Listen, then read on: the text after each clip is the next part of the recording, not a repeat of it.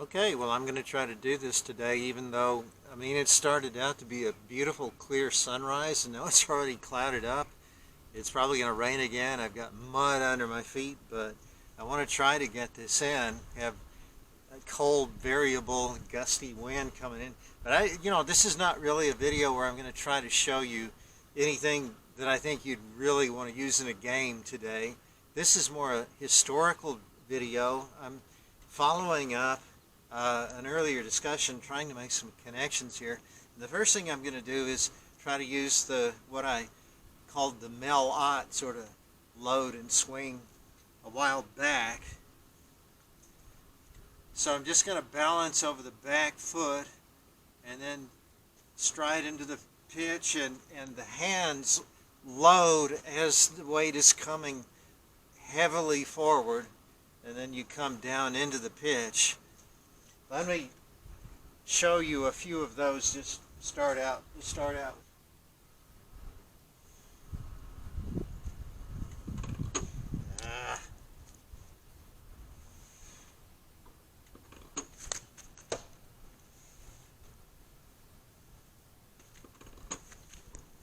Oh boy.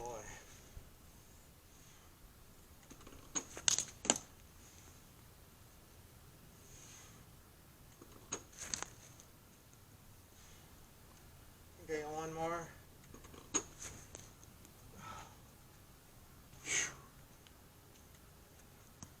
Well, can you see why I don't want to use that in a game? There is so much motion going on there. Now, of course, Mel-Ott. How can you argue with a Hall of Famer like that? But what he did was something that he practiced thousands of times. There is so much timing involved in something that requires that degree of balance. But the reason I wanted to start out with that is that when I was working on that the other day, I sort of had a flashback to my discussion in a book that I wrote last summer called Metal Ropes. I was trying to figure out, why do the guys back in the 1880s and the 1890s, you see them on the old tobacco baseball cards, they're standing like this. Why do they point that front foot out toward the pitcher? And the only explanation that I could reach was that they were just literally with the toe toward the pitcher. They were kind of doing that same sort of dipping the bat, and then almost like the head of the bat is lifting up the forward foot, as if there's a little loop on a rope attached to the forward foot. You catch the loop with the barrel and lift up the foot, and it's a lunge, really. It's a lunge into the pitch, and it's kind of like the Mel-Ott approach without the big leg lift at the beginning. So let me try a few of those.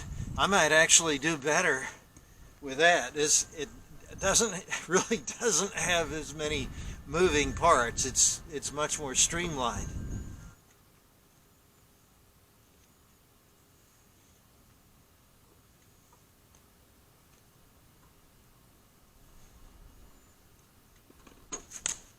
Oh yeah.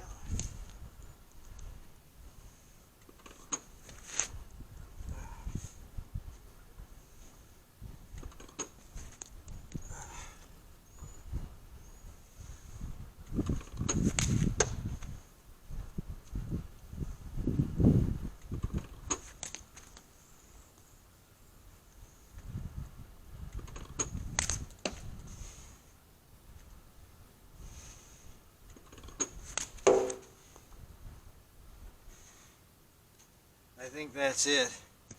I got a few good whacks in there, and again, hey, that's not bad, because this is not any swing that I would practice ordinarily, so I'm just kind of going at this cold in more ways than one.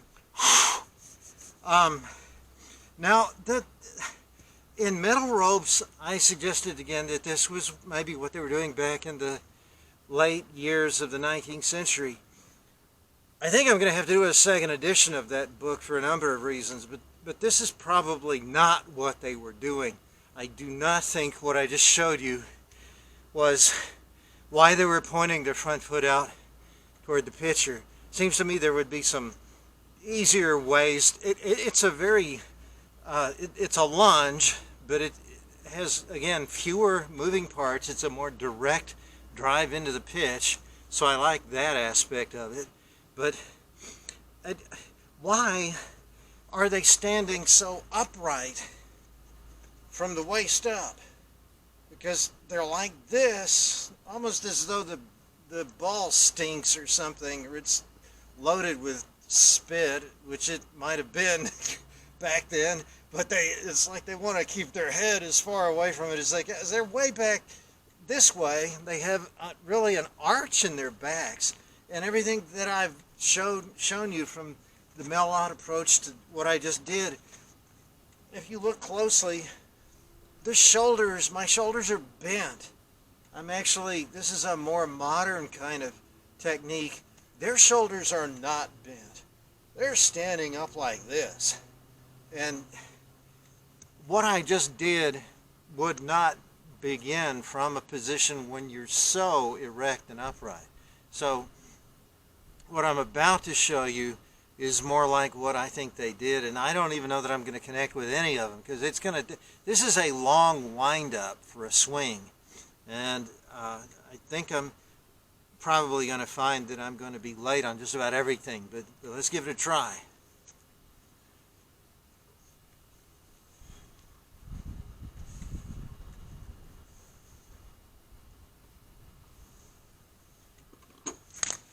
Hey, make contact. It's not bad.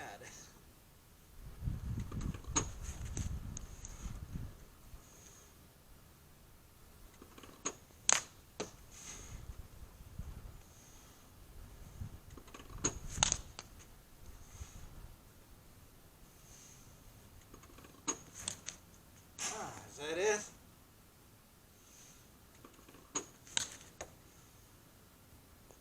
I think that is. I did better with that than I thought, but it's a big lunging swing, because with your shoulders thrown back, you're just loading so much weight up there. And on one or two of them, I really want to, with that front leg open, I think that's there so that it can rock back. So you're doing a little bit of Mellot there. You're not actually just, as I suggested in Metal Ropes wrongly, I think now, you're not just lunging straight into the pitch. You really are lifting this leg back. But that's almost like a Juan Marichal wind-up, where you hurl the leg up and then take the big lunge toward home plate.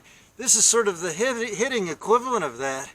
There's so much weight transfer taking place there that guys like Sam Thompson or Dan Brothers or King Kelly or Jimmy O'Rourke, there's so many Irishmen back then, but they were actually hitting balls out of the park. I mean, these weren't just inside the park home runs. Some of these things were well over 400 feet by reports that we have. And remember, this is a very dead ball in this era, back in the 1880s. So they had to be throwing a lot of energy into the pitch, and yet this was discontinued about the turn of the century. By the time you get in the early 1900s, practically no one, a few guys, holdovers like Ginger Beaumont, who were still playing in the 20th century, have the foot angled out toward the pitcher, but it's quickly abandoned. And I think the reason is because pitching is speeding up. What I just showed you last there, is something you could do if you had a lot of time to load up. And of course that would only be true if the pitches were coming in more slowly. Pitching speeds up, the hitter has to get into the pitch a lot quicker. So historically, I think that's all just really fascinating, but in terms of transferring that into something that you could use today, I think you'd have to give that a little thought. There may be some elements there the whole thing of the forward weight transfer that we talk about on smallballsuccess.com, it's in every one of these swings, but everything that I was doing there seemed kind of out of control to me, because it's not a smooth forward weight transfer. It's really, your hair's on fire. You're just throwing yourself at the pitch, and I don't particularly like that. So again, this is more of a history lesson than anything.